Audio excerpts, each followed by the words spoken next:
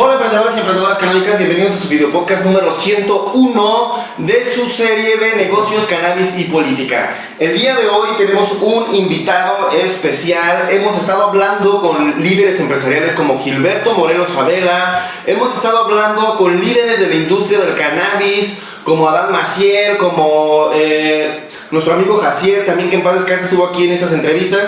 El día de hoy nos metimos hasta la cocina de la política porque traemos ni más ni menos que al presidente del PRI aquí en esta bella, hermosa ciudad de Morelia. Les presento a Fernando Castro Ventura, presidente del PRI Morelia. Bienvenido, Fer, ¿cómo estás? Muchas gracias, mi querido Pablo, muy bien. Muchas gracias para todos.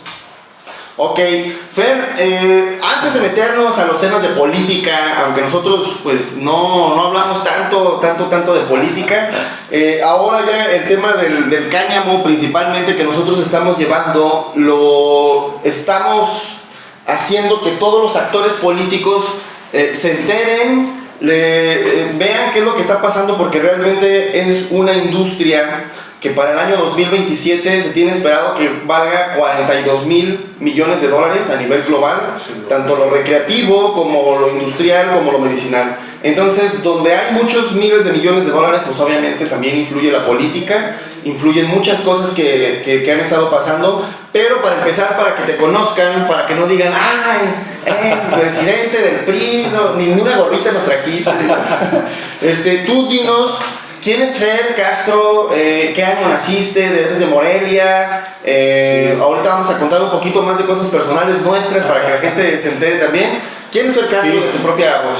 Mi querido Pablo, fíjense que Fernando Castro, bueno, tengo 35 años, nací en el 85. Ya no te exhibiste. Ya, chavorruco. Fíjate que crecí aquí en la ciudad de Morelia, en el poniente de la ciudad. Crecí a las afueras de la capital. La verdad es que orgullosamente moreliano, soy muy inquieto en los temas, me gusta la participación ciudadana y entrarle a los temas controversiales, y participo activamente en la política o en donde me desarrollo porque me gusta entrarle a los temas. Yo te agradezco mucho, mi querido Pablo, esta invitación, y vamos a entrarle con todo a las preguntas. Órale. Antes de comenzar, vamos a comentarles, amigos de Canamich, con Fer que hicimos así en el mismo rumbo de la ciudad. Ahí convivimos, estuvimos en la misma secundaria, y ahora a mí me tocó estar acá presidiendo todo lo que tiene que ver con Canamich, y a nuestro amigo Fer le tocó estar acá en la parte del PRI. Pero ahí va la primera pregunta. ¿Por qué el PRI, no? ¿Por qué entrarle al PRI? Nosotros respetamos a todos los partidos políticos. Sí. Aquí tuvimos al señor Hipólito Mora, a Gil Morelos, que es un líder empresarial que está con Empresarios por la Transformación, con Alfredo Ramírez Bedoya. Sí. Y ahora te tenemos aquí a ti y te queremos preguntar, ¿por qué Fer, o cómo Fer, cómo es la historia, güey, de cómo llega Fernando Castro Ventura al PRI? ¿A la política? Fíjate, al PRI específicamente, fíjate que mi papá y mi familia son priistas. Mi papá fue priista, en paz descanse, mi mamá sigue siendo priista, y la verdad es que desde muy chico tuve participación en el partido político donde milito. Yo me empecé a involucrar en el tema político porque donde vivíamos, hermano, tú sabes, era una colonia popular que carecía de servicios básicos. La verdad es que no había pavimentación, no había servicios básicos como drenaje, ni mucho agua potable. Y entonces, buena parte de mi familia se involucra en temas de participación ciudadana para resolver temas tan básicos como temas de agua, en la formación de comités vecinales para resolver el tema de algunos colectores pluviales, resolver temas de gestión de medicamentos para la gente que lo necesitaba. Tengo una tía, por ejemplo, que tiene mucho reconocimiento del partido, que es doctora y que tiene un dispensario médico ahí en donde yo vivía y atendía a la gente de manera gratuita. Mi papá fue médico veterinario y él atendía, por ejemplo, a los animales de las personas del área rural en Morelia, muchas veces de manera gratuita. Entonces, ellos prestaban un servicio social durante mucho tiempo y me llamó mucho la atención el poder involucrar en temas sensibles de la ciudadanía. Y mi papá me invitó, la verdad es que mi papá me invitó a integrarme al partido, y desde muy chico, desde muy joven, me integré a los trabajos y ahí me quedé. Luego empecé a conocer ahí algunos amigos y ya me hice amistad con varios, y ya me tocó ahí participar dentro del partido ya formalmente, y ahí me he quedado ya algunos años. Ok, qué chingón, Fer. Mira, hay algunas personas que dicen, oye, ¿por qué te dedicas, no, a lo de Canamich? ¿Por qué andas aquí en esa ciudad o acá dando conferencias para arriba y para abajo? Y resulta ser algo similar, ¿no? Por ejemplo, tú nos estás diciendo que tú ya lo veías como un ejemplo. Tú dices, ¿sabes qué? Pues es que no, para mí no era algo raro. Yo tenía de mi familia, o sea, lo que tú comentas en el PRI, y tú veías lo que hacía, ¿no? Tú no era algo desconocido. Es como al señor que tiene una carnicería, pues el hijo está viendo todos los días que cómo está el negocio, y lo más seguro que termine dedicando a una carnicería. En mi caso fue similar con mi abuelo, que él lideraba también personas. Pero ahora que tú estás ya no nada más como un servicio social, sino que ya estás dentro de la estructura de un partido, aunque sea PRD, PRI, PAN o lo que sea, Morena, tú estás específicamente en el PRI, y lo que me llama la atención es, tú eres una generación, aunque tú dices chavorruco, ¿no? Pero somos más chavos que sí. ¿Por qué tú, cuando viendo la arrolladora mayoría del partido en el poder actualmente, por qué Fer no se cambió a otro partido, por no decir Morena, cuando un gran porcentaje de tu partido se cambió a lo que pasa bando, ¿no? Bueno, primero decirte que el permanecer en el PRI no ha sido fácil para mí, porque el estigma la mafia del poder, el estigma de la mafia del poder, o todo lo que va pasando alrededor tuyo, pues te vas desanimando en dejar de participar en temas políticos. Yo me quedo en el PRI, ha sido complicado, y poder hacerme brecha y poder estar caminando en la participación dentro del partido, porque es complicado dentro del PRI. Yo creo que todos los institutos políticos, pero en el PRI está muy competido. La verdad es que en Morelia la gente del PRI, somos muchos priistas.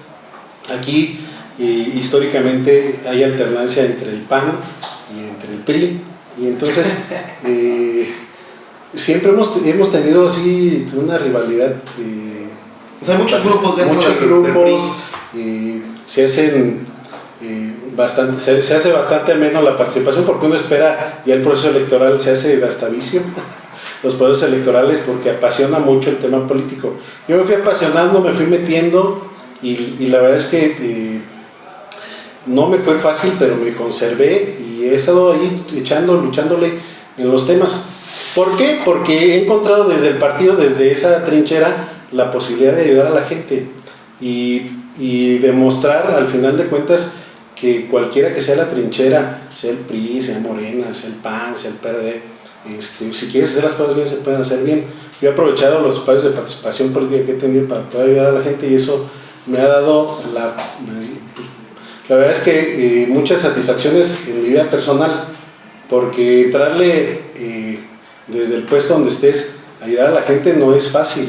Hay unos que llegan, se llenan de dinero y se retiran y cambian y chapulinean para otro lado y siguen buscando la forma de seguirse enriqueciendo. Yo me he conservado en las buenas y en las malas, al final de cuentas, en mi partido, porque tengo bien cimentado el tema ideológico en el partido, y eso me ha permitido ir avanzando dentro del PRI, a pesar de las circunstancias, de los grupos, porque en el PRI pues hay demasiados grupos, como en todos lados, pero he estado tratando de poder llevarme bien con todos, de poder tener apertura con todos, haciendo política lo más que puedo, y bueno, me apasiona mucho. Además de mis actividades diarias, pues me dedico mucho de mi tiempo a la política.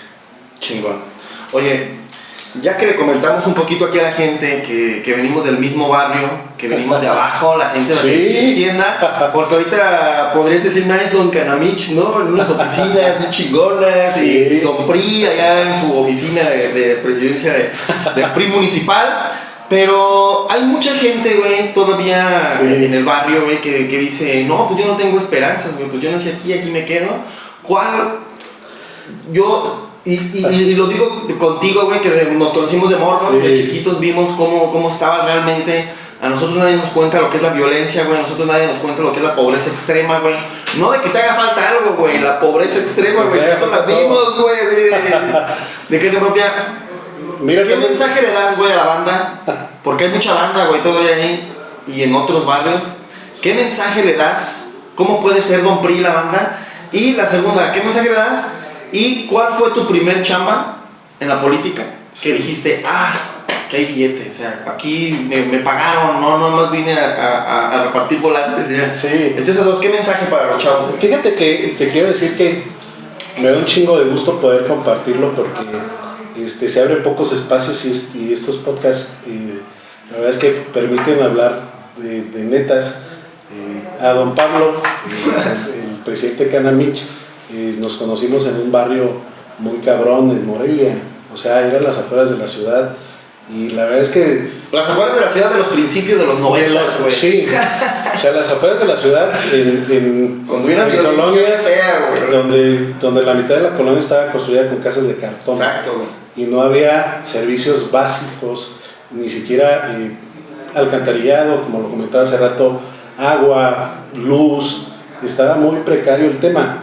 Yo quiero decirte que me da muchísimo gusto verte entrado para adelante en este gran proyecto de Canamich, pero antes de eso, el recordar eso que tú me decías, pues está muy chido, porque nunca se debe uno de olvidar de dónde vienes.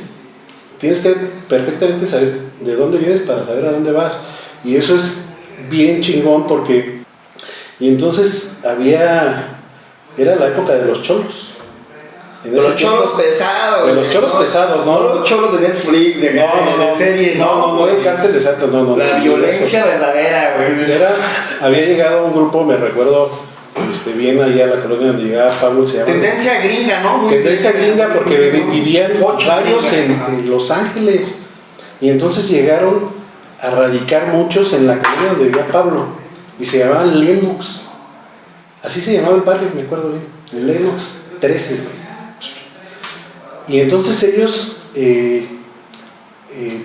absorbían todo. Era una pandilla muy grande en Morelia. Y muy grande en Morelia, en gran parte del poniente de la ciudad. Había muchas pandillas, recuerdo de ese tiempo. Había unos que les decían los Santa Cruz, había los Ventura Puente, los de la BP, los de Santiaguito, unos de la Curva. Recuerdo perfectamente. Fueron predecesores de los cárteles, ¿no? Porque antes no existía eso que de los cárteles, sino que eran bien como microzonas, y la violencia se siguió organizando. Sí, claro. Y entonces se empezaron a organizar en forma de pandilla, y cuando se empiezan a organizar en forma de pandilla empiezan a llamar, van por los chavos, güey. O sea, van a buscar soldados para integrarse a la pandilla. Y entonces se convierte todo el escenario en una masa de cosas, güey. O sea, tú estás dentro de la masa de una masa social que, en este caso, que se dedica a delinquir y que está buscándote para poderte meter a engrosar las pinches filas, güey, del barrio.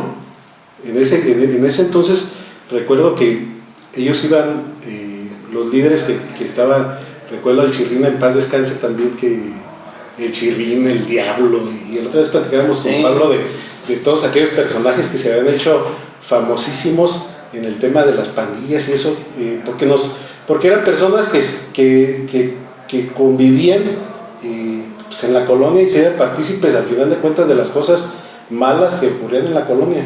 Y entonces era inevitable no conocerlos, porque estabas ahí, convivías con ellos, que salías a la calle. Yo salía de la calle, de la casa de mi mamá a la tienda, y tenía que pasar una esquina donde se juntaban 3 cabrones y estaban echando chela, echando droga, armados, y tenías que pasar de la casa de mi mamá a la tienda. No, va a ser una eternidad. Sí, va a ser una eternidad, güey. Y entonces ellos con el tema constante de hermano, ya te veías más grande, y vente, güey, vente, intégrate. Y el zafarse de ese tema no estaba tan fácil, güey, porque además te hacían, ya cuando perteneces a un tema de una pandilla, te obligan a hacer cosas que no. Porque, haz de cuenta, ellos funcionan, yo te digo porque el vivirlo así, yo lo viví desde adentro y lo viví completamente. Yo tenía... Güey, la gente creyendo que íbamos a hablar de política. No, ya estamos hablando de pandillas. Qué chingón. Chingón, güey, a huevo. Y el estar en el tema el vivir desde adentro del tema del pandillerismo y el saber cómo se desarrollaba, pues me dio otra visión también de las cosas cuando fui creciendo y gracias a Dios me zafé del tema, pero en un inicio cuando estás chavo, que te da miedo decirle a tu jefa, que te da miedo decirle a la familia o a la gente que te quiere o que te estima, que te da miedo pedirles ayuda porque crees pues que les van a hacer daño, güey. Y entonces no te sales, más bien te metes para que no te pase nada y te vas y se va a convertir en una... Aparte de la violencia física, había mucha violencia psicológica, ¿no, güey? Sí, claro. O sea, dentro de la estructura. Sí, claro. No mames, si no te metes al barrio, ajá, si no te metes a la pandilla, güey, del barrio, te van a romper la madre, güey. Y entonces te convertías, entonces te buleaban, güey, te golpeaban y la chingada y te amenazaban, y tenías que entrar a huevo para poder cruzarla, güey. Entonces tú dices, oye, pues ¿cómo te involucraste en ese tipo de cosas, güey? Pues no, es que no había otra. Sí, yo era un niño, güey, o sea, sí, güey, no mames. Papá, cámbiate de cara. Sí, o sea, 12 años, las condiciones económicas de la familia pues no te dan para decir, oye, pues déjame cambio a otro lado, o cambio el círculo de amigos, o cambio... No, güey, pues tienes que fletártela donde vives. Pero también, esa parte también te enseña muchas cosas, porque, mira, el vivir yo en el Artillero me generó muchas cosas chingonas, porque cuando yo tenía 10 años, 8 o 10 años, se ponía un tianguis afuera de la casa. Uh-huh. Y yo salía a trabajar desde chiquito, a montar puestos, güey, a ayudar a las señoras con las bolsas.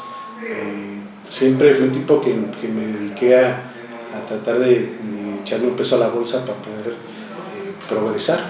Yo me acuerdo, güey, que nuestra generación es muy emprendedora, güey. ¿Sí? O sea, yo me acuerdo de la secu, güey, todos así, el queño, así la banda.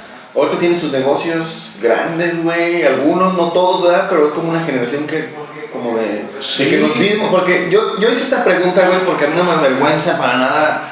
Al contrario, me siento muy orgulloso de venir desde abajo y ir haciendo un camino toda la vida, güey.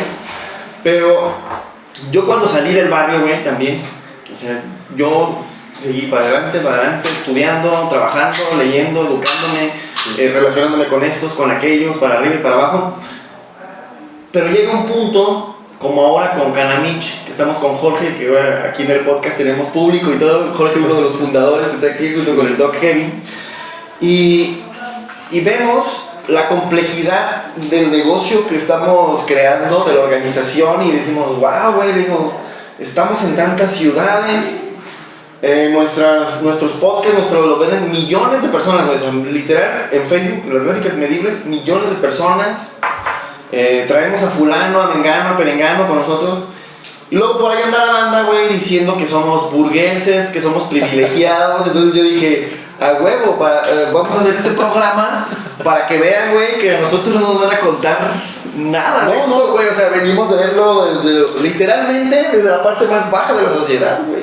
O sea, literal, la neta, Pablo, yo recuerdo, el lugar donde tú vivías estaba más cabrón que donde yo vivía. Sí, güey. O sea, porque ellos bajaban hacia donde yo vivía, pero ellos vivían donde él vivía. O sea, ellos eran sus vecinos, güey. Él convivía, yo creo que más con ellos. Yo, la verdad es que yo no sé qué esfuerzo hizo tus papás, güey, para poderte sacar, porque yo conocí a Pablo a pesar de las circunstancias. Sí, güey. Es nunca, güey. Sí, nosotros, yo la... ¿Tú me defendías, güey? Fíjate que aprendes muchas cosas en el barrio. Muchas cosas, güey. Aprendes a defenderte, güey. Aprendes a defenderte la vida en general, porque creces como un bistec en el barrio, ¿no? ¿Cómo, güey? A base de putazos. Así crecen los bistecs. Pum, pum. Entonces, en el barrio te tienes que dar un tiro, güey, para poder ganar respeto. Te tienes que fletar, güey, con todos para poder ganarte un respeto y te dejen de molestar. Pero para que te dejen de molestar, tienen que pasar como 10 tiros. Sí. O más. O tienes que juntarte con gente pues, que le tengan miedo. Que da más miedo, güey, que da más... Y entonces, pero te va enseñando. Y yo la verdad es que vivir en el Artillero o vivir mi infancia en el Artillero me hizo aprender muchas cosas. Uno, el ponerme a chambear desde muy chico. Pero mi papá, en paz descanse, quiero decirte, era mecánico, pero también era médico veterinario. La mecánica la aprendió de manera empírica y estudió veterinaria. Y mi mamá es enfermera y ahorita hace fisioterapia hasta ahorita. Pero ahí vive mi abuela materna y mi abuela paterna. O sea, toda mi familia vive en el Artillero. ¿Para dónde le das? O sea, tienes que convivir en el barrio y tienes que formar ahí. O sea, no hay chance de que, déjame voy. Pues güey, pues si todos tus tíos, si toda tu familia vive ahí, no hay forma. Tienes que adaptarte y tienes que pegarle, güey. Y tienes que adaptarte a la situación y si hay pandemia, pues tienes que adaptarte a las pandemias. Me tuve que adaptar a todo. Yo hice la primaria, yo hice el kinder ahí, hice la primaria ahí, hice la secundaria a medio kilómetro adelante. O sea, básicamente toda mi vida... Técnica 108. La técnica 108. Entonces toda mi vida la viví en el poniente de la ciudad. Entonces cuando yo llegué al tema político, ahora que me lo preguntas, y me meto a un tema de alumbrado público, entro en el ayuntamiento de Morelia. Yo había estado trabajando en la iniciativa privada. Había estado trabajando primero porque a los 17 años, cuando yo cumplo 17 años, embarazo a mi novia en la prepa. Órale, a chingarle. Y entonces lo primero que me dijo mi jefe, en paz descanse, le dije, oye jefe, para ser mi novia. Y me dijo, ok, pues, qué bueno, cabrón. Ya me todas esas palabras. Y le dije, oye jefe, necesito trabajar. Y le dije, pero no sé en qué. Y me dijo, pues de lo que sabes hacer. No vas a tener 17 años, güey. O sea, ¿qué sabes hacer a los 17 años? No mames, prácticamente nada, güey. Afortunadamente mi papá me enseñó a manejar por el tema del taller mecánico desde los 13, 14 años. Ya movía los carros y aprendí a manejar muy joven. Y entonces lo primero que se me ocurrió es buscar una empresa. Todavía no cumplía la mayoría de edad y ya estaba yo embarcado en un tema de tener que mantener a 3 personas, ¿no? Tú, tu esposa y tu hijo. Y entonces el salir del tema, todavía era barrio yo, ahí en ese tiempo. Y entonces en la llegada de mi hija a los 17 años, pues al final de cuentas me terminó sacando de ese tema, del tema del seguirme reuniendo. ¿Qué te dijeron? Vamos a darle semana, no tengo tiempo, tengo que ir a comprar pañales. Así. Entonces, la verdad es que la llegada de mi hija me hizo salirme de muchos temas, de los cuales en el barrio había 3 reglas, ¿no? Que nomás te puedes salir muerto, en el bote o casándote. ¿Y qué dijiste? Mejor me caso. No tenía opción porque la neta es que sí tenía un amplio sentido de responsabilidad. Siempre he sido muy responsable en los temas. A pesar de todas las cosas, siempre he sido responsable. Me gusta. Creo mucho en la palabra, güey, de las personas. Creo mucho en la palabra, en la voluntad de la gente. Y entonces, a veces, de manera ingenua, pero yo creo en la palabra de la gente. Porque así me crearon ahí, güey. Sí, porque si no tienes palabras te rompen tu madre. Sí, así me crearon ahí. Porque a pesar de todas las condiciones en las que vives, aprendes a respetar, güey, también. Sí. Aprendes a tener palabra, a tener pantalones, a tener agallas también, para soportar la palabra y la responsabilidad. Y parte de esas cosas las aprendí ahí. Y llego yo, empiezo a trabajar en la iniciativa privada, me fui a Coca, estuve vendiendo garrafones en Coca-Cola, trabajé en Bimbo, trabajé en una serie de multinacionales, en Procter & Gamble, que es la distribuidora de Salvo y de ellos. Y en esas empresas pues tuve que dejar de estudiar. O sea, de la prepa me tocó salirme a trabajar.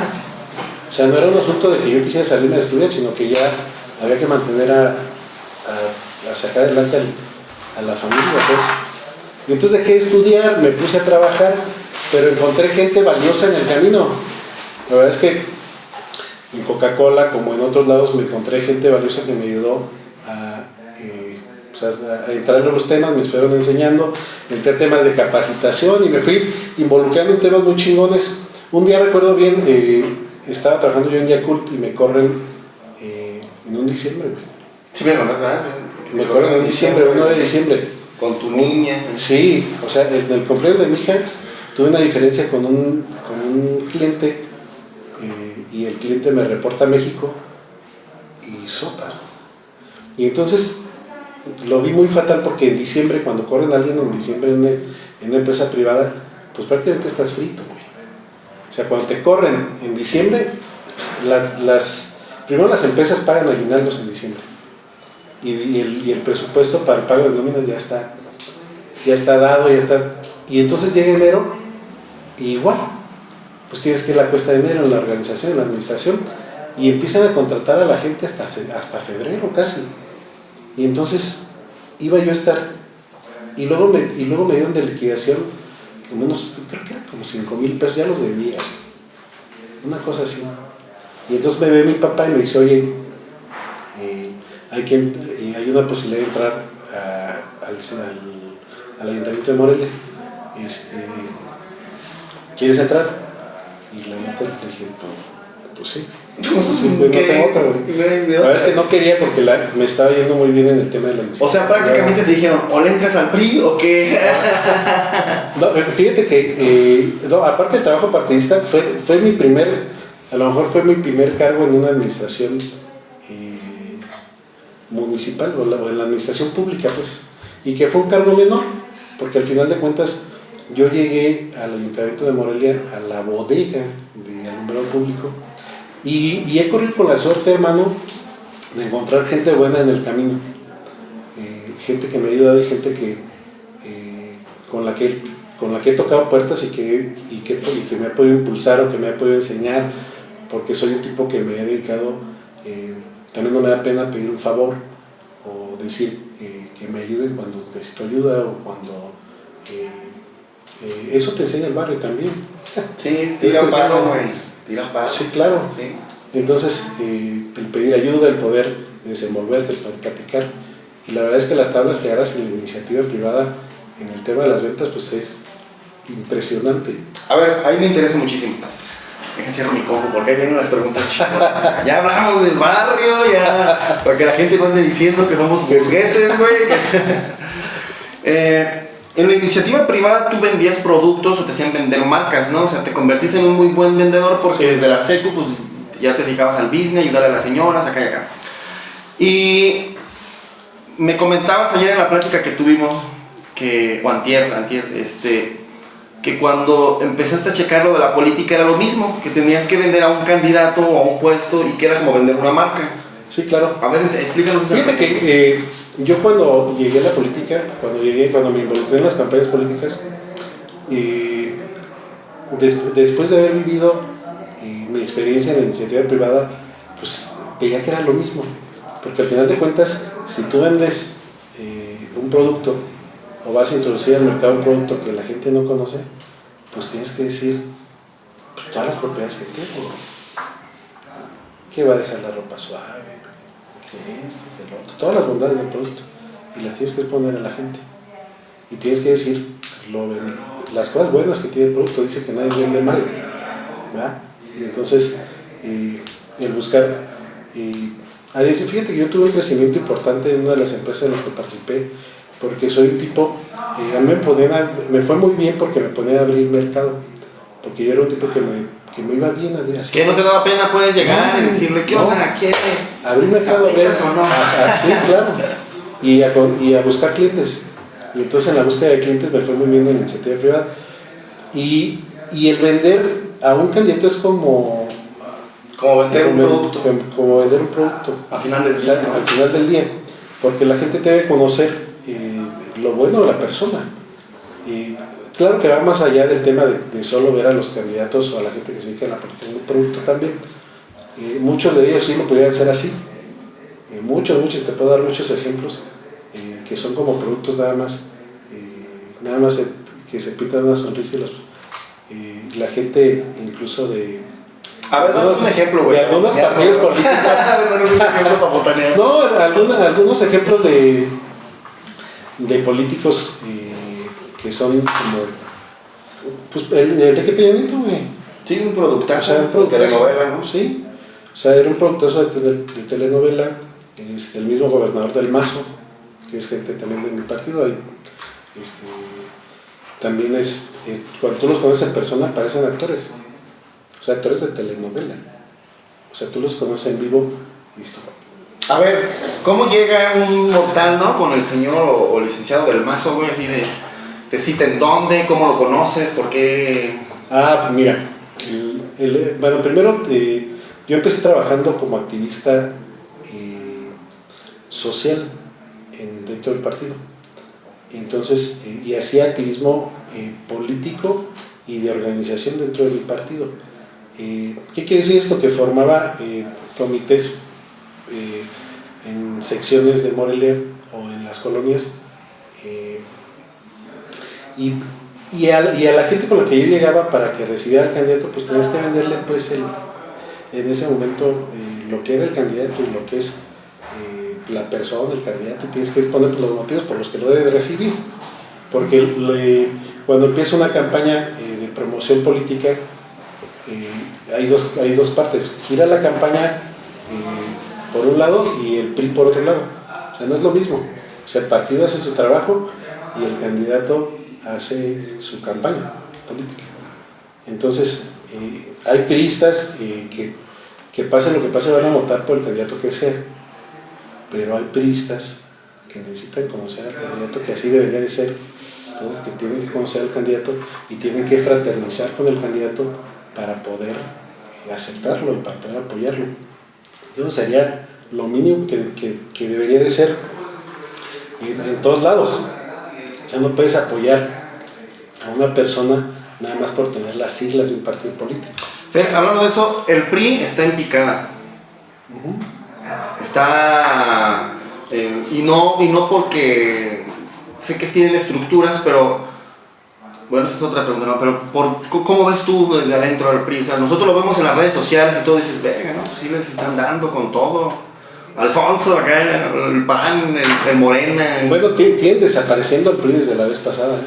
Pues desde Salinas, ¿no? Anda queriendo desaparecer al PRI todavía. Yo recuerdo que nuestra etapa más mala del partido fue cuando pasó lo de Vicente Fox. Y entonces el PAN dijo que prácticamente el PRI iba a desaparecer. Recuerdo, es una campaña muy fuerte donde el PAN se llevó todo. Y la vez pasada, en la etapa más complicada del PRI, que fue cuando ganó AMLO en la elección, nosotros fuimos el segundo partido más votado. Entonces, la desaparición del PRI, pues no lo veo por dónde, porque sí se tuvo que recurrir a alguna alianza en esta para poder conservar, pero nosotros tenemos una votación. Esta vez en Morelia sacamos 64,000 votos, solos, sin alianzas, en el tema de Morelia, en la alcaldía. Entonces, hay un buen margen de votación. Aquí se ganaron, en conjunto con los otros partidos también, se ganaron diputaciones locales, federales, y bueno, a nivel estatal, el PRI fue el que mayor votación le dio a Carlos Herrera, por ejemplo. Entonces, creo que hay PRI para rato. Sí hay que reconstruirnos y hay que, desde el partido, hay que hacer cosas distintas, porque la gente está enfadada. Se está enfadada de siempre los mismos, se está enfadada de que lleguen y le roben. En la mañana platicaba con algunos activistas de Morena respecto al tema de la consulta para el enjuiciamiento a los expresidentes. A ver, ¿tú qué opinas de esa consulta? Fíjate que el tema de la consulta, primero, está enmarcada en la Constitución. Okay. Es una consulta constitucional, y cuando haces una consulta constitucional generas participación ciudadana, y la participación ciudadana, te hablaba de la participación ciudadana, y yo creo mucho en la participación ciudadana, porque la participación ciudadana robustece la democracia. Y la democracia, cuando se genera participación ciudadana, pues crece, se generan mejores condiciones de vida. Entonces, ¿tú consideras que la consulta ciudadana que está lanzando el presidente de la República, Andrés Manuel López Obrador, fortalece la democracia? Indiscutiblemente de que se vaya para tenerse de un partido a otro, fortalece la... Estoy hablando de una consulta ciudadana, no de la consulta del presidente. Ok. Estoy hablando de la consulta. Aquí puedes hablar de lo que quieras. De lo que es el mecanismo de la consulta, como lo es el plebiscito o son otras herramientas que la Constitución te da para poder realizar o generar participación ciudadana.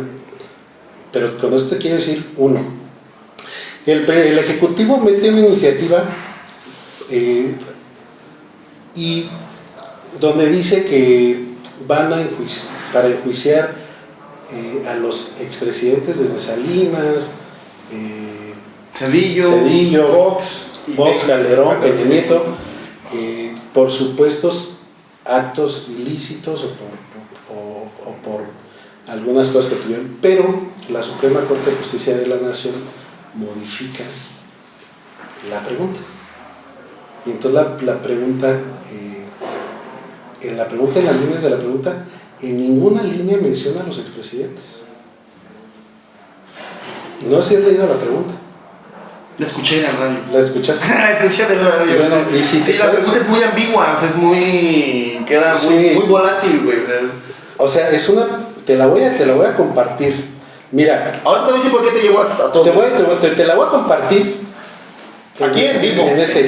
Mira, ¿estás de acuerdo o no en que se lleve a cabo las acciones pertinentes con apego al marco constitucional y legal para emprender un proceso de esclarecimiento de las decisiones políticas tomadas en los años pasados por actores políticos encaminados a garantizar la justicia y los derechos de las posibles víctimas? Es que con apego a la Constitución pues no puedes enjuiciar a un expresidente. Bueno, te voy a decir algo. Mira, Santiago Nieto dijo hace unos días que primero estaban prescritos la mayoría de los delitos. Hay delitos que no prescriben, como es. Hay muchos delitos. Y hay delitos que no prescriben, y en eso tiene razón la gente que está impulsando el tema de la consulta.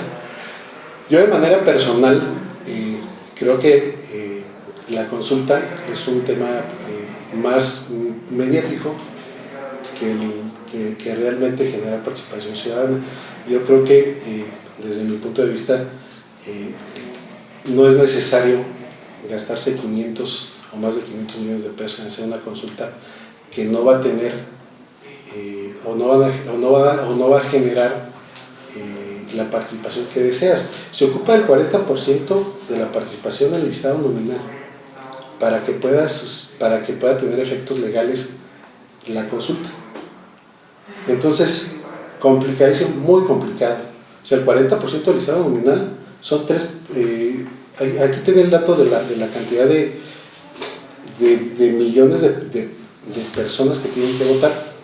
Yo veo a la gente de Morena haciendo un gran esfuerzo para impulsar la propuesta del presidente. Todos los niveles. En todos los niveles. Yo estoy viendo que están haciendo. Y entonces yo lo veo más como un tema de medir la capacidad de movilización que tienen ahora para poder medirse. La consulta estaba pensada para meterla dentro del 6 de junio. Entonces se la mueve el Instituto Nacional hacia agosto y se genera una gran polémica, porque por eso creo que es más que un tema mediático, porque realmente la consulta se quería, desde mi punto de vista muy personal, se quería meter para generar una cuestión mediática por el desagrado que tiene la ciudadanía de los expresidentes, güey. Y si tú me dices, oye, ¿estás de acuerdo con los jueces? Pues claro, güey. Claro que sí. No, que se lleven. O sea, si tú cometes un delito, que te metan al bote. O sea, a ver, güey, Pablo, te robo tu celular. Te robo tu celular. O sea, le vas a preguntar a ellos, oye, güey, ¿quieren que los meta aquí? ¿Quieren que los meta al bote? No mames, pues llegas y me metes al bote. Entonces, yo creo que la consulta se convierte en un circo mediático. Desde la oposición te lo digo, porque a lo mejor lo puedo pensar de manera muy ligera, pero la verdad es que tiene mucho recorrido. No creo que sean tampoco malintencionada. Hoy platicaba con los activistas de Morena y ellos pues, tienen también razón en lo que plantean, pero bueno, desde la oposición te digo, es esos 500 millones de pesos. Ellos me decían que no era mucho 500 millones. Le dije, no, pues pregúntale a una mamá que tiene un niño enfermo, güey, a ver si 500 millones no le sirven. O no sé, ¿ya? O alguna gente del campo se ocupa para otros temas de ese dinero y verás para si no es bastante dinero, güey. O sea, yo creo que aquí más de 500 millones de pesos sí es un buen de lana y que se puede emplear en programas que se han dejado de atender y que puede generar muchísimas cosas. Yo creo que no es necesario ir a preguntarle a la gente si desean que los enjuicien. No, pues claro que sí. Pues la gente está deseosa de que el Estado de Derecho en México se restablezca y que se generen condiciones para todos por igual, que haya igualdad, que se juzgue y que se investigue quien ha cometido el delito, y no nada más a los expresidentes, a los exfuncionarios, como lo dice la pregunta, pero también a la gente. Y si nos vamos a los exfuncionarios, todo el primer círculo del presidente son expriistas. Ahí va mi siguiente pregunta. Mira, yo soy un crítico de la Cuarta Transformación, un crítico público, desde mi perfil público, y eso es innegable. Y al mismo diputado Iván Pérez Negrón le he dicho, oye, qué onda, tales cosas, ¿no? Con Mayela Salas, que es nuestra amiga también, hemos platicado cosas. Afortunadamente, yo no crecí en ninguna tendencia, ¿no? Mi familia no estaba ni en el PRI ni en el PAN, claro. ¿No? O sea, mi familia estaba con Dios, ¿no? Porque era una iglesia evangélica y mi abuelo era el pastor, güey. Entonces, Fer, el presidente de la República, Andrés Manuel López Obrador, es de tu partido, se inició en tu partido. Más de la mitad del gabinete de Morena, del presidente Andrés Manuel López Obrador, es de tu partido, se iniciaron en tu partido. Muchísimos más de aquí de Morelia, que andan en Morena también, estaban en tu partido, en el PRI. Sí. ¿Qué hace diferente al PRI de Morena? Si el fundador es del PRI, las mismas estrategias de populismo noventero, según las usa el PRI todavía y Morena, las mismas estrategias de ¿cómo le llamaban antes la oposición antigua? Que eran las cortinas de humo. Pues vemos que también les encanta el tema de las cortinas de humo. No hay tanto priista ya en Morena que Morena es el nuevo PRI, desde mi irrespetuoso punto de vista, y créeme que tengo muy buenos amigos en Morena. Pareciera que somos semillero. Tenemos en todos los partidos políticos. Tenemos en todos los partidos políticos. Al final del día el PRI creó las instituciones, güey, que hoy rigen el país, y tal vez por eso también es difícil que se acabe. Lo que pasa es que el problema, siempre lo hemos dicho, el problema no son los partidos políticos, el problema son las personas que están en los partidos políticos. Porque yo te conozco, tú me conoces, yo la gente que ha creído en mí es porque me conoce, sabe de dónde vengo, porque yo no vengo, desde corazón no vengo del privilegio, güey. O sea, la neta es que me ha tocado fletármela como tú. Sí, pero por ejemplo, yo sí le digo a la gente, no, mira, te presento al presidente del PRI, la mafia del poder. Sí. ¿Cómo nosotros, en el mundo canábico, güey, vamos a mezclarnos un poquito más con el cannabis, tenemos el estigma, ¿no? De ahí vienen los marihuanos, y en el mundo de la política es ese, ahí viene del PRI, güey. Híjole, ahí viene la mafia del poder. ¿Cómo tu generación, güey, de gente que yo te conocí, que vienes desde abajo, que le has luchado, que estás en el PRI por amor a la institución, güey, no, yo estoy seguro de que si te ofrecen güey en Morena, les dices que no, o quién sabe, no, ya no. Sí me han invitado. Sí me han invitado a otros partidos. ¿Cómo se va a restituir? ¿Cómo se va a reconstituir? ¿Cómo va a recuperar su imagen? ¿O cómo va a cambiar de imagen el PRI? ¿El PRI tiene futuro? ¿No tiene futuro? ¿El PRI Morelia qué onda? ¿Cómo va? ¿Tú hemos recuperado muchos espacios. Okay. Muchos espacios de participación. Se perdió todo. O sea, cuando llegó y la ola de Andrés Manuel López Obrador, Todo, pues, sí, perdimos todo. todo. Y no nada más nosotros. Hasta el orgullo han de haber perdido. No, la verdad es que fue muy desmoralizante ese día sí. que Andrés Manuel tomó posesión, que todo el país, mucha gente estaba en el Zócalo. Yo soy anti López Obrador, aquí los testigos, no soy anti presidente, nada, yo respeto la investidura del presidente, pero a mí me conmovió, güey, ver a la gente en masa, o sea, ver a la banda, güey, alegre de tener un gobernante. Yo en mi vida había visto eso, güey, y yo soy muy crítico del presidente de la república, pero yo nunca en mi vida, güey, había visto eso, güey, o sea, a mí me conmovió, güey. No, la esperanza que puso el pueblo en una persona. Yo no creo que el presidente tenga malas intenciones con México. O sea, no creo que alguien que vive en México, que ama su país, tenga la intención de dañar al país, güey. O sea, no lo creo. Yo creo que la gente que rodea al presidente no es la más adecuada. Son de tu partido, cabrón. Y la gente, desafortunadamente, platicaba con los activistas en la mañana que te comento, desafortunadamente no le dejan los espacios a los fundadores, por ejemplo, los que han venido desde abajo talacheándole. Y eso pasa en todos los partidos políticos, pero la verdad es que sí se siente, ellos me comentaban que sí sienten pues la molestia de que los espacios de participación se lo dejen a gente de otro partido político que llega y que les... Eso yo lo he visto.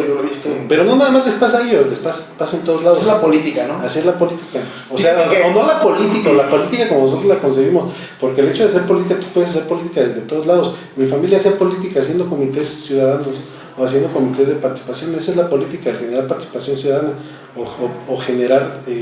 o el tema de la democracia participativa, de la que tanto habla, de la que Salinas de Gortari, tu mentor, echaba mano.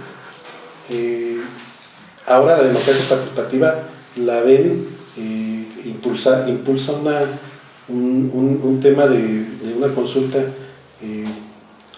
como esta, como la que se va a abrir el día domingo, que ellos tienen estimado que se complete. Yo la verdad la veo complejo por la cantidad de participación que se necesita. Yo veo a la gente moviéndose por todos lados para el tema de a ver si tienen, ¿cómo se llama? Andan midiendo como la capacidad de carrera. Oye, Fer, déjame te comprometo aquí en cámara. ¿Aceptarías un debate como oposición con alguien de Morena para ver el tema de la consulta? Sí, claro. En la mañana lo hice. Yo lo preparo. Vamos a darle. No, en la mañana lo hice. No, en la mañana la mesa fue una mesa de análisis y debate respecto al tema de la consulta. Sí, vi algo en el Facebook que estamos en un estudio. Fue una mesa, la verdad es que fue con una fundadora de Morena, que de Marabatío fue ex candidata a diputada federal. La verdad es que creo yo que como nosotros en el PRI perdimos muchas posiciones, ellos empezaron a perder posiciones. O sea, en Morelia perdieron todo. Yo veo peligroso que un candidato ya haya descubierto cómo ganarle a Morena. Y perdieron la mayoría calificada en la Cámara. O sea, ya perdieron la Cámara de Diputados. Entonces, sí se ganaron espacios. La alianza como tal ganó espacios. Entonces, ¿qué quiere decir eso? Pues que Morena no es invencible. Y en las elecciones intermedias, a pesar de que se ganaron gobernaturas, la verdad es que la oposición pudo lograr espacios que se veían ya perdidos. A ver, como en este podcast no hay reglas, vamos a viajar hacia el pasado. Y si tú fueras asesor del presidente, ¿cómo hubieras hecho invencible a Morena? O sea, obviamente estamos viendo que están perdiendo terreno con sangre, cabrón, entonces están notando mucho, ¿no? Pero lo que pasa es que... ¿qué no hizo bien Morena cuando tomó todo el poder, todas las mayorías? Pues llevas a Bartlett. Al gabinete, güey. O sea, un tipo... Bartlett de que se robó las elecciones del 89, ¿no? Sí, claro. O sea, se rodeó de gente que fue detestada por la gente también. O sea, muy estigmatizada. Sí, híjole, traes a alguien del gabinete de Salinas de Gortari, sí. ¿No? El mexicano más odiado por excelencia, sí. ¿No? Ese sí está cabrón. Yo creo que se llenó de la gente equivocada y tomaron decisiones erróneas. Pero ¿no crees que lo segmentado que está el país? O sea, de que eran posiciones que tenían que ceder a fuerzas por las poderes. Yo creo que no, porque había gente que le había estado acompañando en la lucha, que pudo haber incluido, y creo que tiene mucha más capacidad. Y al final de cuentas terminaron dándoles espacios de menor nivel y no en la toma de decisiones importantes del país.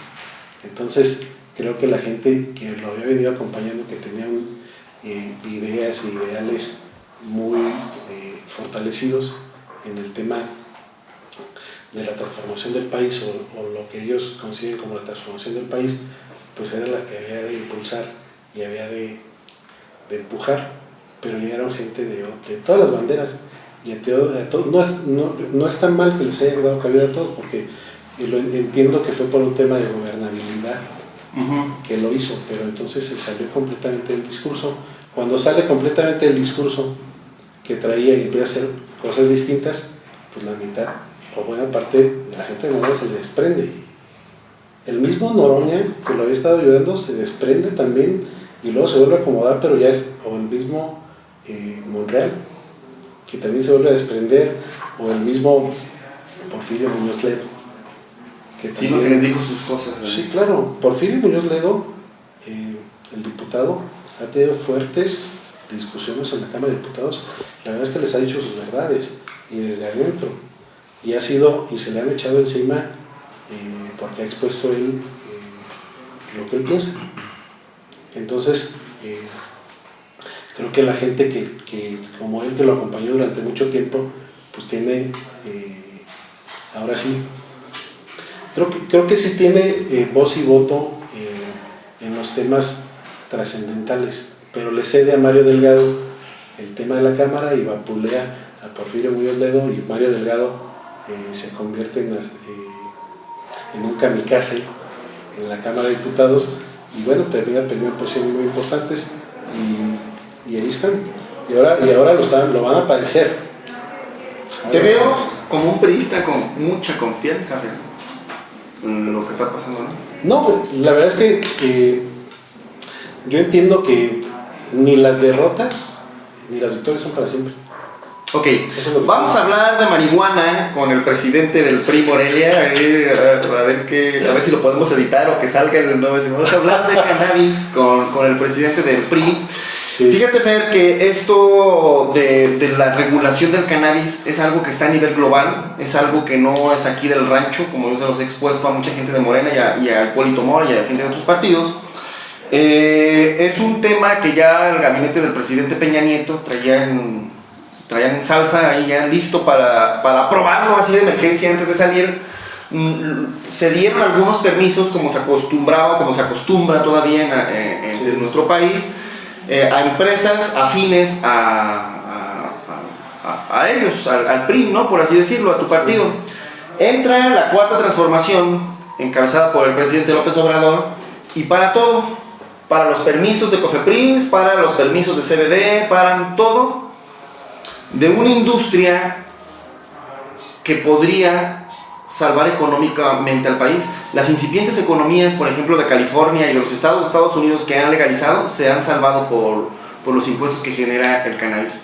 México es el principal productor de marihuana en el planeta Tierra, y en cuanto se legalice, que el proceso ya va muy avanzado, México se convertiría en el mercado más grande del cannabis del planeta Tierra. Sí, claro. ¿Por qué no está en la agenda del PRI? ¿Por qué no está en la agenda de los políticos locales, Fer? Yo te he visto mucho con Memo Valencia. Yo respeto mucho el trabajo que hace Memo Valencia yo he visto que ha recuperado carros. O sea, a mí me hubiera recuperado mi carro robado y yo voto por él, o sea, indiscutiblemente de lo que sea, me recupera mi carro. Eso da mucha lealtad hacia una persona, ¿no? ¿Por qué no está en la agenda? Yo veo mucho revolución social, lo respeto lo que hacen, pero también estigmatizan mucho al consumidor de cannabis. Así de, pinches marihuanos, si de por sí son bien pendejos ahora, fumando mota, esto. Yo creo que hay un daño social muy grande yo soy un consumidor activo de cannabis. Yo en el barrio nunca consumí, aunque lo tuvimos allá a la mano. En mi adolescencia nunca consumí cannabis. En mis años, hasta los 24 años, fue que consumí cannabis por primera vez. Me hice un pastor de la planta, de verdad, así, un líder de la planta. ¿Por qué no está en la agenda, güey? Lo que pasa es que yo creo que a los políticos hay políticos muy mochos, y las agendas son muy mochas en los partidos, La verdad es que no nos gusta muchas veces meternos a temas complejos, porque desde un asunto cultural, no es porque no te puedas meter, no puedas. Sí, pues dices marihuana, ve aquí a la Plaza Camerinas, donde estamos aquí, claro. Dices marihuana y todo el mundo va a voltear. ¿Qué onda aquí? Sí, claro. Nomás hay que decir la palabra. Yo creo que se tiene que llevar y se tienen que abrir los foros en todos lados para poder escucharnos a todos y generar un debate y una discusión en base a todo. Ya se ha hecho, se ha estado trabajando en ello, porque se han abierto foros en todos lados también, pero yo creo que no ha sido suficiente. Uno, por el tema cultural, que yo te comentaba hace un par de días, donde yo creo que hace falta mucho pegarle al tema cultural, porque está muy estigmatizado, y entonces como político no te quieres meter en temas, es tan cuadrado, se convierten los políticos tan cuadrados que no te quieres meter en temas que... Y aparte tienen asesores, ¿no? Que, oye, no digas nada de eso, cállate. No, bueno, ¿por qué te has de meter en un lugar que te va a generar una controversia innecesaria? Creo que ese es el por qué no lo hacen, o por qué no vienen a participar en los foros la gente de otros partidos políticos. Veo a la gente de Morena muy metida, sí la he estado viendo muy metida en el tema de la discusión, y también a otros. A Vicente Fox, ¿no? A Vicente, que ya tiene tiendas, literalmente ya tiene tiendas en todo el país. Sí, claro. Pero más agrupados a la gente de Morena, participando en el tema canábico, y yo creo que en el partido también se debe abrir el foro y se debe escuchar los pros, los contras, el que es, tú me hablabas del tema del cáñamo. Exacto. La diferencia con la marihuana, con la mota normal. Con la mota normal. Es algo que yo no sabía. Exacto. Por ejemplo, a pesar de no, y no sabía, porque realmente la gente que está fuera del tema canábico te desconectas de las cosas que tú asocias o te asociaron. Exacto, y como mal. Y tenemos una narcocultura muy marcada aquí en nuestro país. Sí, claro. Y entonces, porque en la casa hablar de drogas no se puede, o hablar de marihuana, o hablar de pastilla, llámese lo que se llame. O sea, en la casa, si no se habla de sexualidad, pues menos de drogas, porque o sea, la verdad es que culturalmente estamos muy atrasados en el tema, pero yo creo que se deben abrir foros en todos lados, y creo que la gente del partido, muchos de mis compañeros de partido, deben abrirse y de los porqués y de qué es cada cosa. Cuando me decías que el cáñamo, que la diferencia del instituto del petróleo, el cáñamo, sí, claro. Entonces tú de manera muy expresa y muy simple me lo has dicho. A ver, la diferencia entre la mota y el cáñamo es que la mota te pone y el cáñamo no pone. Así. Y entonces de manera muy simple platicaba yo con mi mamá el día que salí de platicar contigo y platicar con mi mamá, y me decía, oye ma, fíjate que vi a Pablo que tiene, y ya le estaba explicando el tema de Canamich, y le digo, y fíjate que está pasando esto, ¿y si sabías tú la diferencia del cáñamo y de la mota y de la marihuana? Me dice mamá, no. Y cuando le empecé a explicar a mi mamá, me dijo, órale, chingón. O sea, sí, no tengo porque tengo una sobrina que tiene un problema,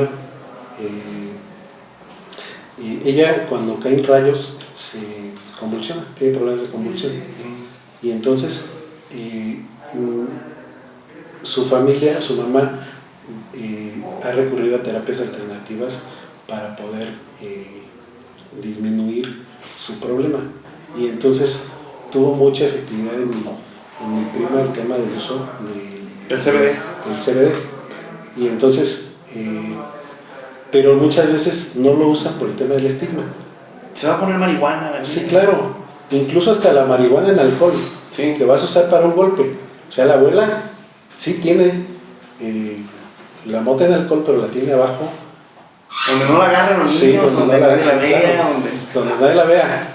O sea, las abuelas tienen el frasco de mota con alcohol abajo, escondido en el ropero, por el estigma que genera la marihuana, o que generó, que dice, oye, mi abuela, ¿de dónde sacó marihuana para echarse el bote? Exacto, O sea, la pregunta lógica es, a ver, abuelita, ¿y de dónde sacaste mota? O sea, y se ha convertido en, no es que de, y yo, la verdad es que no me he metido tan a fondo, pero el poder compartir este tipo de pláticas, pues la verdad es que enriquece mucho el tema de lo que piensas de algunas cosas. Yo puedo decirte que sí ha tenido el tema del CBD. Yo he visto la respuesta en gente que tengo cercana que ha sido benéfica, sí, para ellos. Y no nada más tratan eso, tratan temas de ansiedad y muchos otros temas. La verdad es que no estoy enterado de cuántos, pero sé que son un buen de problemas en los que ayuda a mitigar el tema del CBD. Entonces, creo que ustedes hoy participan o tienen un gran movimiento y luchan en esa parte. O sea, el desestigmatizar a la gente que consume. Y nada más fue por una pequeña plática, ¿no? De la diferencia entre el cáñamo y el CBD. Yo se lo dije al señor Hipólito Mora, don Hipólito, se lo dije a Mayela de Morena, se lo dije a Iván, se lo he dicho a todos los líderes con los que he hablado y hoy te lo digo a ti, aunque seamos amigos y todo, pero te lo digo institucionalmente, de Canamich, directamente hacia el PRIFER. Nosotros llevamos más de 2 años, aquí está Jorge también que es fundador, con el Lick, con Kevin, echándole muchas ganas a esto y detectamos la oportunidad que hay para todos los mexicanos. Y al final del día somos más de 120, 130 millones de mexicanos y unos son de Morena, otros son del PRI, otros son del PAN, otros son del PES como don Hipólito, otros son de Convergencia X, ¿no? Pero al final del día todos vivimos aquí en Michoacán, es lo que yo le decía a don Hipólito. Mayela vive aquí en Uruapan, él vive allá en Tepacatepec, o no me acuerdo dónde, o en Morelia, tú vives aquí en Morelia, yo vivo aquí en Morelia, todos vivimos aquí en Morelia, a veces Ciudad de México. Si Michoacán por sí mismo, ya vamos a centralizarnos, si Michoacán fuera un país, sería el tercer productor más grande de cannabis del planeta Tierra. Es una potencia mundial, por sí solo, o sea, sin pedirle chiche a nadie, como decimos, ¿no? Ese potencial gigantesco, que es más grande que el aguacate, que es más grande que cualquier otro cultivo que se haya dado, aparte de que somos líderes, porque he estado hablando con el Consejo Empresarial, con Gilberto Morelos Favela, donde yo le comento, ¿sabes qué? Ubica Silicon Valley, ¿no? Donde es Apple, donde es Microsoft, donde se dio toda esa revolución de la tecnología a nivel mundial. Fernando Castro Ventura y el PRI, ¿qué pueden hacer en Morelia, en Michoacán, para que junto con Morena, junto con los empresarios de Michoacán, junto con Canamich, veamos esto como algo, como un beneficio real para la sociedad, más allá del partido que militemos? Desde su trinchera, el PRI está dispuesto a colaborar en esta. Hipólito nos dijo, ¿sabes qué? Yo jalo con el cáñamo porque no tiene nada que ver con lo otro y vamos a darle duro porque Michoacán. ¿Crees que podamos impulsarlo desde las instituciones, Fernando? Fíjate que se debe abrir, como te repito, se debe abrir a todo, no nada más en el PRI, en todos lados. No, pues vamos a invitar a todos, ¿eh? Yo creo que desde el PRI se debe abrir para el debate y para el poder entender los porqués y poder entender el beneficio del tema del cáñamo. Hay muchos que no les gusta el tema recreativo, pero no están en desacuerdo con el tema industrial, médico o de terapia alternativa en la que están. Y en el tema recreativo, por el tema del estigma nada más, ¿verdad? Y yo creo que se deben de abrir desde el PRI el foro para poder platicar con todos dentro del partido. Pues órale, para eso es presidente. Sí. Para eso es presidente. Fíjate que platicaba con algún amigo de una fundación ayer en la tarde y me decía que estaría muy interesante poder platicar dentro de la fundación, poder platicar el tema. Es una fundación adherida al PRI y poder platicar los temas y de ahí empezar a darle, porque entiendo que Canamich en Morelia o en Michoacán no ha tenido apertura en el partido o desde el PRI. No nos hemos... No hay coincidido en el no tema. se nos han acercado, no, porque los legisladores con los que hemos tenido contacto tarde o temprano nos terminaron viendo en Facebook y decimos, a ver muchachos, ¿qué están haciendo? A ver, ¿qué están? Y nosotros, ya lo dije... se debe generar una apertura, sin duda. Exacto, una apertura a todos los partidos. Sin duda se debe generar la apertura para poder entender y poder saber los beneficios, los pros, los contras, lo que les pasa a ustedes, lo que pretenden hacer, para que se quite el estigma de lo que realmente pretende hacer Canamich. Y sobre todo, yo lo platicaba contigo, es el desestigmatizar a la gente que consume cannabis recreativo también, sí. O sea, ya luego hacemos un foro con Revolución Social, ¿no? Con Memo. Sí, ojalá y los compañeros de Revolución Social, que tienen una gran... mucha influencia. Mucha participación también con la sociedad, pudieran abrirse a poder platicar este tipo de temas. Y no solo los de Revolución Social, también la gente que está adherido a los jóvenes del PRI, porque está la Red de Jóvenes por México, está el PRI MX, están las mujeres del PRI, está el sector campesino, están muchos sectores y organizaciones a los que se debe que se deben abrir para poder platicar de los temas a lo mejor polémicos y que los sacan de la agenda, no los meten a la agenda por desconocimiento. Sí, prácticamente es por desconocimiento. O sea, el desconocimiento del tema canábico y del no generar como una discusión. Van a decir que hablo de la mota, ¿no? Del estigma del que podía generarse. Yo la verdad, yo donde crecí, la verdad es que la mayoría de la gente con la que yo convivía, muchos eran los consumidores de cannabis, y conozco perfectamente las reacciones que tiene una gente y otra, o sea, en el tema recreativo, pero también he vivido y he conocido el beneficio del cannabis en temas terapéuticos, y es impresionante y es fabuloso, o sea, la repercusión que tiene el cannabis en temas terapéuticos, y te puedo dar el ejemplo de mi prima, o te puedo dar el ejemplo de algunos amigos que se medican de manera, creo que se dice así, o sea, o usan el CBD como un medio alternativo para poder tratar una enfermedad, y que les ha resultado y que siguen usándola. Ahora ya es más fácil porque ya se puede conseguir el CBD prácticamente por todos lados. Ya no, solo basta con entrar a internet y poder buscar quién tiene CBD y puedes acceder a él. Yo, si ha sido tan benéfico, pues la verdad es que el siguiente paso pues, es que más gente pueda conocer de las bondades del CBD o de lo que se genera, tal vez, si no nada más del CBD. Me hablabas de una materia prima que produce, que es el cáñamo, donde puedes producir temas textiles, todo lo que te rodea. Y bueno, pero la gente se debe dar cuenta de lo que es Canamich, o lo que es el cannabis como tal, y las diferencias entre la marihuana y el cáñamo, para poder tomar poder tener un criterio adecuado respecto al si se debe o no, o está bien o está mal. Pero eso, en esa lucha están ustedes. Sí. Y en esa lucha creo que te vas a encontrar muchos aliados que podrán abrir los foros en donde sea posible para poder llevar esta plática en sí. Yo te decía el ejemplo de mi mamá apenas ayer en la tarde,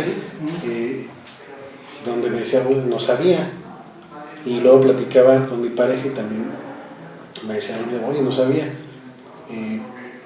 La experiencia que tenemos primero que quitarnos el estigma y la cuestión cultural. Yo recuerdo, te contaba, les cuento, la gente, ahorita como decías, la gente escucha marihuana y se asusta, ¿no? Sí. Pues Fer, como amigo, Muchas gracias, carnal. Qué No, chingón hombre, que estás acá. Gracias a ti, güey. Y también por respeto a tu investidura como presidente del Partido Revolucionario Institucional, pues muchas gracias por estar aquí con nosotros. Y gracias por esa apertura, güey, también de meter a este tema del cannabis, que la verdad ya viste que es algo que realmente le puede traer un beneficio a la población en general, no a unos solos cuantos consumidores ni a unos solos cuantos productores. Pues yo creo que esa es la primera de varias. Muchas gracias, querido Pablo. La neta, creo que se siente un espacio muy chingón de poder platicar de temas personales que a lo mejor no hay espacios tan seguidos donde puedas platicar temas tan personales. Yo soy un pinche fiel testigo de que es una gente que viene desde abajo, que has venido esforzándote desde hace muchos años, pero también que eres un tipo talentoso y que el talento, el trabajo y los compañeros que tienes pues han logrado grandes cosas. Yo veo en franco crecimiento Canamich a través de redes sociales. Los seguía desde el año pasado y estaba viendo el crecimiento que han tenido y cómo le han estado buscando para los temas. Creo que van en franco crecimiento y yo la verdad los felicito mucho, no nada más por esto, porque se la pasan talacheándole todo el día y todos los días, güey. Y ¿sí? Entonces la visión que tienen de darle para adelante y de crecimiento y de impulsar temas, pues está muy chingón, porque viene yo creo que esa es la clave. O sea, nosotros no tenemos día de descanso, no hay sábados, no hay domingos, no existen las vacaciones para el equipo operativo de Canamich, que la verdad aquí también lo hago público, lo respeto muchísimo. A Jenny, a Lick, a Arnold, a Kevin, a Jorge, a Eric Legaria, hay un equipo de personas, güey, que literalmente, como decimos en el barrio, se rompen su madre, güey, todos los días aquí. Sí, y claro. Qué chingón, Fer. Pues vamos a seguirle. Espero que sea la primera de muchas participaciones que tengamos. Ya que nos hagas un foro ahí con el PRI para explicarte lo que cáñamo. Yo creo que hay que platicar con mis compañeros del partido para que puedan abrirse en el tema, y yo creo que muy pronto habremos de participar y de escucharlos y de pedir que sean escuchados todos los temas. Y va a ser muy importante y muy bueno que se generen lo antes posible. Ya está. Compañeros, bien, muchas gracias por estar en el capítulo 101 de su video podcast de negocios, cannabis y política. Agradecemos nuevamente a nuestro invitado, Fernando Castro Ventura, presidente del PRI Morelia, por estar aquí y por seguir apoyándonos y estando aquí con nosotros. Muchas gracias a todos. Hasta la próxima. Te apagan el dedo para ahora sí decirles la magia del poder.